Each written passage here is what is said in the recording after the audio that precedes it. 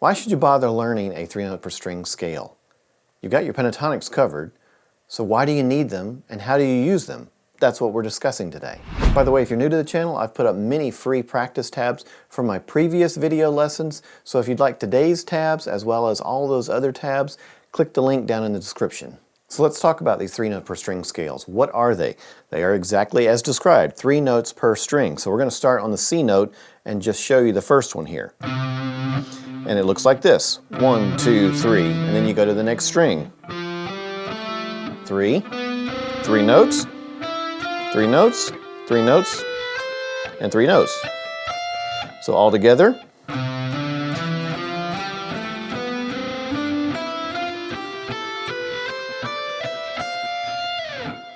So what is the advantage to a scale shape like that?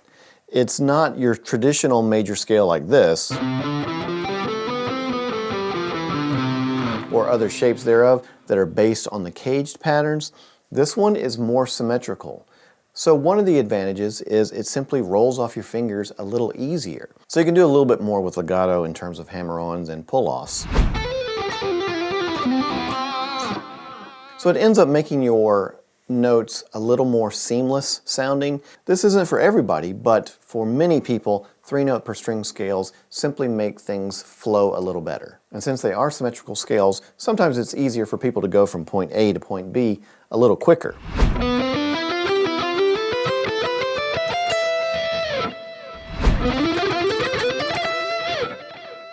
So it can increase your speed potential when you have the same number of notes per string. It really works well for patterns that you want to develop inside of those scales, so it's very helpful in that regard. And of course, some people just find the fretboard a little easier to navigate with these. Sometimes a particular scale that you're learning simply appeals to your brain better than the next person. There are 7 shapes of these scales, and I would give these to students, but not all at once. We would learn this first one that we're talking about here, and then maybe later learn the other 6. Or as many as they wanted to or could handle. It depended on the situation. And you don't have to use all of them. You can just use one. You can use a couple of them, whichever ones appeal to you. And it would be different with every student. One student would say, you know what, I love shape 4, I use it all the time. Another would say, shape 2 is the one that I use. So it's different with everybody, so it's worth giving it a shot. And of course, when you learn new ways to navigate your fretboard, it opens up possibilities of new phrasing for you. And that's always a huge plus for any player. So while these scale shapes can be beneficial to players, it can also have a learning curve to it and may not work very well for certain players.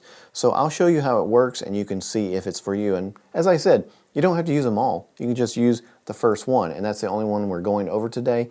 But in the tab that I'll put up for you, I'll put all 7 in case you want to try them.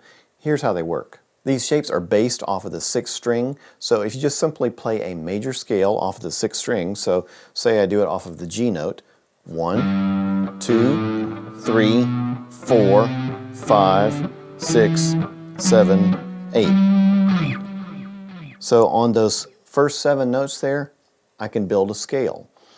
I'm only going to put one up for you today, but I'll show you how a couple of them fit together. So on note number 1, it's the scale that we just learned. This shape.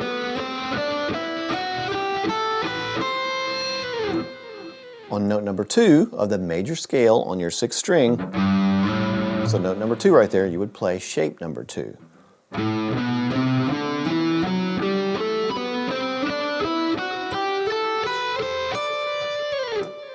And then on note number 3, you'd play shape 3, and so on and so forth. That's how they connect, and as you can see, there is going to be overlap. But as I said before, you can just simply play the patterns that you like the most because it's all the same 7 notes. And as long as you understand the concept that they start on the note of your major scale off of the 6th string, you can use them in any regard. So if I'm playing in the key of G, and I don't want to play the scale based off of note 1, I can play the scale pattern based off of note 3 of the G major scale and solo the entire time in that if it's something that I prefer doing because of the shape. So again, 3 notes per string, and that's off of the third note of the G major scale in this respect. You want to change keys, you simply shift that root note. So if I want to shift down to F, now that's shape number 1, shape number 2, shape number 3, shape number 4, and so on and so forth. So you don't even have to think about sharps or flats. You simply have to make sure your note number 1 is on the note of the key that you want to play in. So that's basically how they work and how they shift up and down the neck. It's not for everybody, but it is worth trying, and it might open up some new playing possibilities for you, maybe help you with some more advanced picking patterns for sure.